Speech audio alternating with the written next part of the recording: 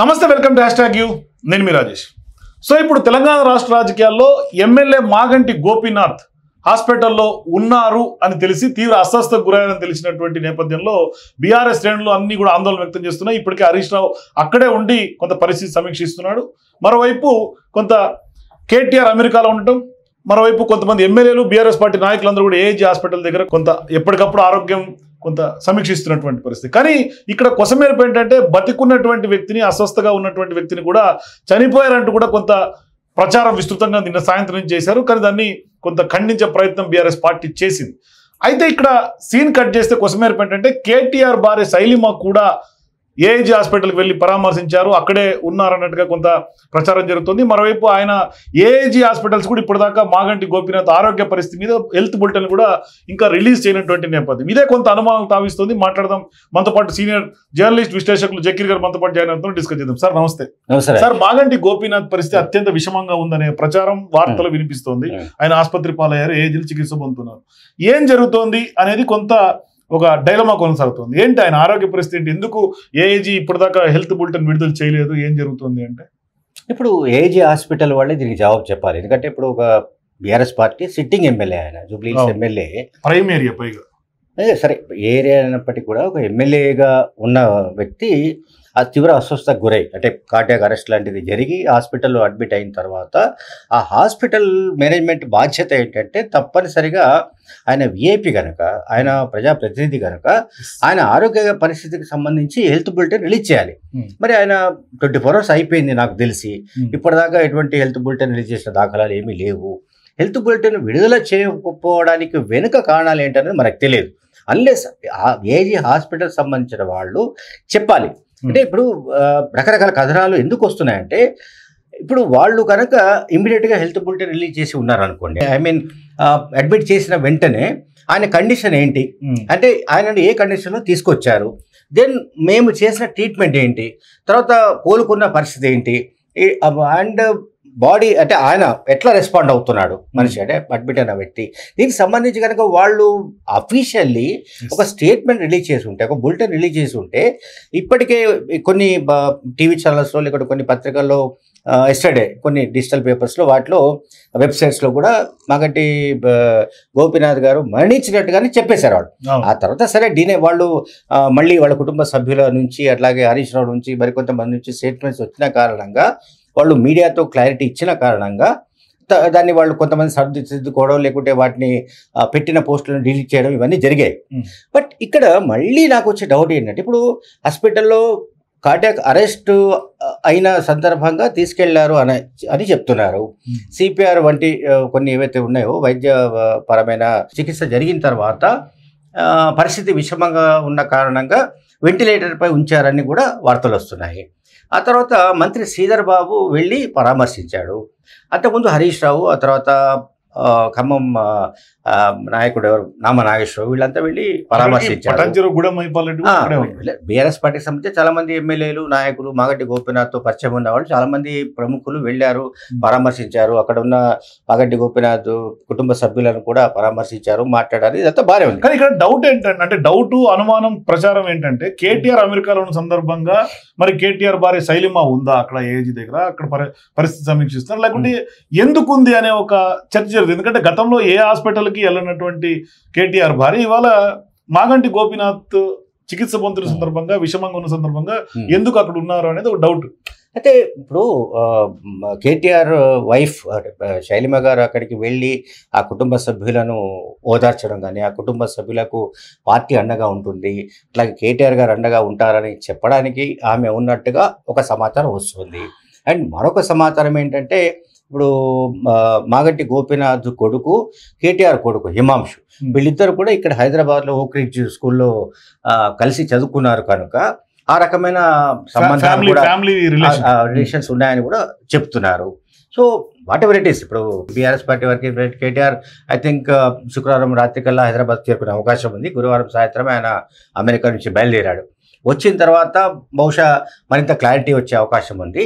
So ఎటు తిరిగి మనకు రెండు ఇష్యూస్ ఇక్కడ కొంత అనుమానాస్పదంగానండి, కొంత వివాదాస్పదమేనండి, ఏదైనా అంటే రెండు ఇష్యూస్. ఒకటి వర్కింగ్ ప్రెసిడెంట్ మీరు అడిగినట్టుగా ఇదివరకు ఎప్పుడు కూడా మరి మిగతా నాయకులు కానీ ఎవరైనా అస్వస్థకు గురైతే కేటీఆర్ వర్కింగ్ ప్రెసిడెంట్ కుటుంబ సభ్యులు అక్కడ ఉండి ఆ కుటుంబ సభ్యుల్ని ఓదార్చినట్టుగా అటువంటి సందర్భాలు ఏమి మనకు కనిపించాయి. ఎందుకంటే హరీష్ రావు గారు కూడా అక్కడే ఉన్నారు కదా.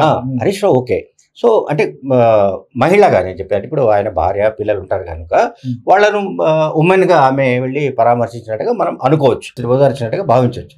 అండ్ సేమ్ టైం ఒకవైపేమో కేటీఆర్ ఫ్యామిలీ అంతా కూడా అక్కడ ఉండి, కేటీఆర్ భార్య వాళ్ళంతా ఉండి వాళ్ళు ఆ ఫ్యామిలీతో ఓదార్పు కావచ్చు, ఇతర విధాలుగా తాము ఎట్లా ఫర్దర్గా ఏదన్నా ఇన్ కేస్ అనుకోని సంఘటన జరిగితే మా అంత కుటుంబం అండగా ఉంటుంది అని చెప్పడానికి ఒక ధైర్యం ఇచ్చేది కావచ్చు, భరోసా ఇవ్వడం లాంటిది కూడా జరుగుతూ ఉండాలి.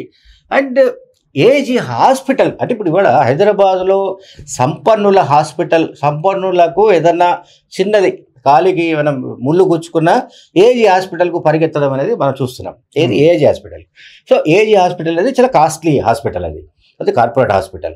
So Asian institute of gastroenterology hospital కూడా దాంట్లో అన్ని రకాల విభాగాలు ఉన్నాయి చికిత్సకు. Corporate hospital. సో ఏజీ హాస్పిటల్కు లాంటి చోట ఒక మనిషి, అందులో ఎమ్మెల్యే స్థాయిలో ఉన్న వ్యక్తిని అడ్మిట్ చేసిన తర్వాత, that to be after cardiac arrest. So ఖచ్చితంగా వాళ్ళు వితిన్ అవర్స్లోనే వాళ్ళు ఒక బులెటిన్ రిలీజ్ చేయవలసి ఉండింది. ఈ నేపథ్యంలో అంటే ఈ కండిషన్స్లో ఈ వ్యక్తిని అంటే ఎమ్మెల్యే గోపీనాథ్ గారిని తీసుకొచ్చారు, అడ్మిట్ చేశారు.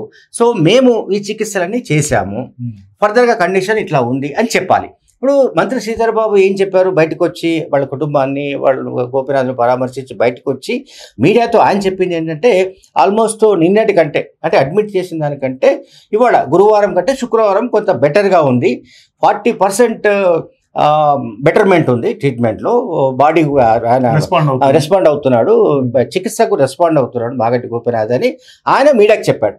అంతకుమించి అంటే ఎవరో ఒకళ్ళు అటెండ్ అయిన వాళ్ళు either Harish Rao or Sridhar Babu or whoever వాళ్ళు బయటకు వచ్చి ఆయన ఆరోగ్యం ఇట్లా ఉంది, ఆయన ఏది రెస్పాండ్ అవుతున్నాడు అని చెబుతున్నారు మినహాయిస్తే అఫీషియల్లీ ఆ హాస్పిటల్ యాజమాన్యం బులెటిన్ విడుదల చేయాలి. ఆయనకి ఈ కండిషన్లో ఉన్నాడు, వెంటిలేటర్ పై ఉన్నాడు అనగానే ప్రతి ఒక్కరికి ఏం డౌట్ వస్తుంది. కేటీఆర్ భార్య శైలిమ గారు అక్కడ ఉన్నారు అంటే అది అండగా ఉండడానికి అని అనుకోవాలా, లేకుంటే ఇంకేమన్నా ఫ్యామిలీ రిలేషన్ ఉంది కాబట్టి ఏమన్నా ఆస్తులకు సంబంధించి ఏమన్నా ఇష్యూస్ లేకుంటే ఇతరత్రా కూడా కొంత చర్చ జరుగుతుంది, దాని మీద అది నిజం అనుకోవాలి కాదు రాజేష్. ఇవన్నీ కూడా చాలా రకాల వదంతులు ప్రచారం జరగడం సహజం. దీనికి సంబంధించి ఇప్పుడు బేస్లెస్గా మనం మాట్లాడడం కూడా అనవసరం. ఇప్పుడు చాలా మంది మాట్లాడుతుండొచ్చు, మీడియాలో కూడా అటువంటి టాక్ ఉంది, ఏది మాగంటి గోపీనాథ్కు కేటీఆర్కు మధ్యలో ఏవో వ్యాపార లావాదేవీలు ఉన్నాయని, సంబంధాలు ఉన్నాయని. వీటికి సంబంధించి అంటే ఒకవేళ ఉన్నాయా లేవా అనే దానికి సంబంధించి మన దగ్గర ఎవరి దగ్గర కూడా ఏ రకమైన ఎవిడెన్సెస్ లేవు, ఏ రకమైన సమాచారం లేదు. అటువంటిప్పుడు ఆ పర్టికులర్ పాయింట్ మీద మనం మాట్లాడడం లేదు.